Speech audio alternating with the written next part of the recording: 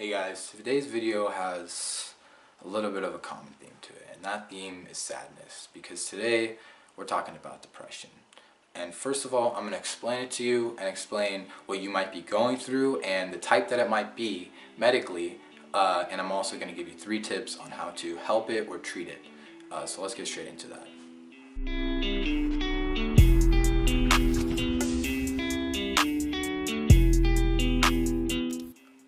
So first and foremost, I have to say something, and that is that it's hard, no matter what. I've experienced it, many high schoolers experience it these days, and it's something that hurts.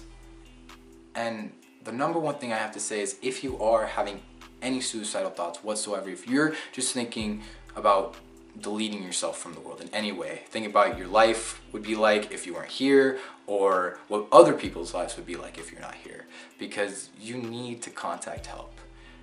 There's not a problem with you in any way.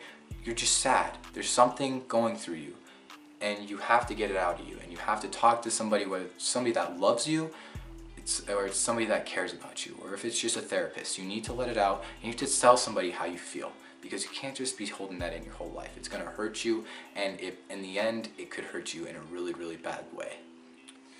So now I'm gonna explain to you the 3 types that medical people look at depression and how they see it and how they explain it. So first of all, we're gonna talk about situational depression, and that is what most people, most teenagers, most high school students, and most people in general go through. The highest percentage of people go through this, and this type of depression, and it's something that can happen and most likely has happened in your life. And it's just that something changed in your life that has an effect on your emotion. And whether it's if you broke up with your girlfriend or you crashed your car, it's something inside of you is gonna make you sad. And it might make you sad for a few days, it might make you sad for a week, but there are a couple ways that you can heal this kind of depression. And that is, first of all, talking to a friend. If you have a friend that might have gone through the same thing, or say you and your boyfriend just broke up, or you and your girlfriend just broke up. If you guys just broke up, of course somebody's gone through that, and they can help you through it, and they know how you feel, they know what you're going through, so you can talk to them about it. And the second thing is that time heals all wounds. And that is in the sense that if you have situational depression, it might happen for a week, it might happen for a month, it might happen for 6 months, but you're gonna stop thinking about it. It's not gonna be in your brain forever. It's not embedded in your genes to think like that or think in that way. So that is situational depression. Now, chronic depression is where we get into the more medical and genetic ways. So now guys, we're gonna talk about the second level of depression, which is major depression. And some normal people experience this. About 20% of high schoolers experience this now on average, which is way higher than 10 years ago, which was only about 14%. So these percentages have shot up in just major depression. And why? It's because, first of all, people are letting situational depression and it's piling up. It's piling up on top, on top, on top, and it's giving a major depression. But it also can be a major or small genetic imbalance, and it happens to you. It's genetics. It could be running in your family, your great-grandpa could have it, whatever. But it's something that there's just the chemicals in your brain, something's wrong. And I'm not saying that something's wrong with you necessarily, but there is something technically wrong with you. So the 2 things that can help you with this is, first of all, talking to a friend. With major depression, if it's from situational depression, most of the time you're piling things up and you're not talking about them. So say you broke up with your boyfriend or girlfriend and you got in a car crash in the same week and you haven't talked to anybody. 2 things just piled on top of each other. You're gonna get really, really sad. Things are gonna get really, really bad, and you have to talk to somebody about it.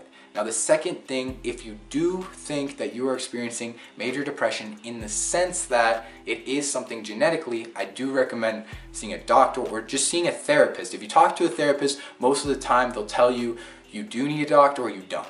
And most of the time they're gonna say, no, you're fine. We just need to talk. We're gonna have a few more meetings and we'll talk. But if they have any way that you're gonna hurt yourself or you're gonna do anything, they're gonna recommend you to a doctor, and they're gonna let them just handle that imbalance in your brain to make you a better person in the end. So guys, the third type of depression is the worst, and it's something that not many people go through, but you can never imagine going through it, and that is chronic depression. And chronic depression, all it is it's genetics. It's all genetics, and it's just a major chemical imbalance within your brain that is just making you feel like you don't want to do anything. You're unmotivated for everything. There's nothing that you want to do. You don't want to even be on the earth anymore. And that, these kind of people, it's so sad. And you would never imagine yourself at this, and you could never imagine what it would be like to be like this, because you're not. And these people are just so unmotivated that they can't do anything. And if you are like this, and the people that are like this, they go to a doctor, most likely, or they go to a therapist, which recommends them to a doctor, and the doctor will give them antidepressants. And antidepressants, I have nothing against them. They are a good thing. But what gets bad is when people are using them the wrong way, and they're using them as just a way to, like a high. And that's not a good way to use them, because in the end, that's gonna make you more depressed. And that is giving you that chemical imbalance that these people that are using antidepressants are trying to fix. They're giving their brain a little bit of an extra chemical to help them.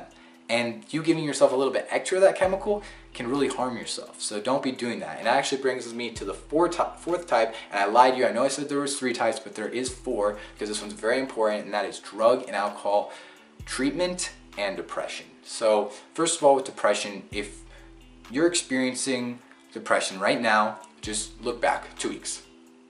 Were you drinking a lot? Were you doing a lot of drugs? If you were, I recommend, first of all, stop doing it. And second of all, I recommend that just take a good break. Because if you're feeling depressed, it most likely will be because of that, or it will be situational because of something that happened when you were drunk, or you were high, or you were on drugs, and any type of drug goes for this. So that's one thing you have to keep in mind. And if you just wait about a week or so and you just get your life back in check, you won't be depressed anymore, you won't be feeling it.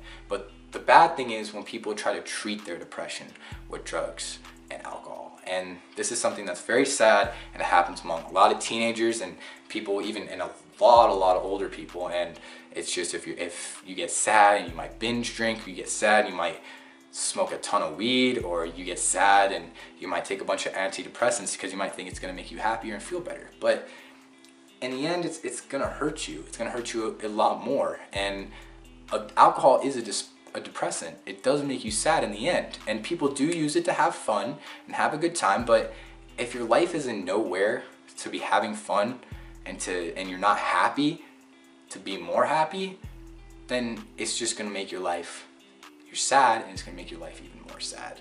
So I definitely don't recommend doing any of that for treatment, and it's something that you should just stay far away from if you are experiencing any types of depression. Tips that can help you if you are experiencing any of these types of depression, or if you're experiencing drug and alcohol depression or anything like that.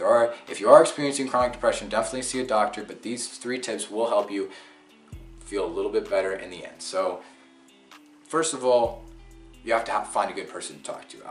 I've said it numerous times. It's something that helps you. And if it's a therapist, I recommend a therapist. Find a very good therapist. Or if it's just your mom.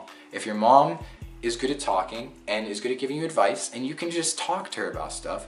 And I know there's some stuff that you can't tell her, but you talk to her about like girlfriend, boyfriend stuff. She's been through high school too. She's gonna understand that. She might feel exactly what you're saying. So if you talk to her about that, it can just loosen off your chest. But a therapist you can go through if you're having more hardcore depression, or if you're just going through more things in your life that you just can't, you really just can't tell anybody. So you just go to a therapist, and they'll help you out. They'll listen. They're there to listen to your problems and give you advice. So let them do their job. Now for the second tip, I have that it's something that I learned and something that helped me a lot when I was going through depression and when I was trying to get happy again. And it's that my therapist explained this to me. And it's that life goes in a circle, kind of like a Twizzler circle, and it just goes up and up and up, and that's your life, just like that. And so when you're at the bottom, you're sad. When you're at the top, you're happy. And notice that there's a lot more coming up than coming down.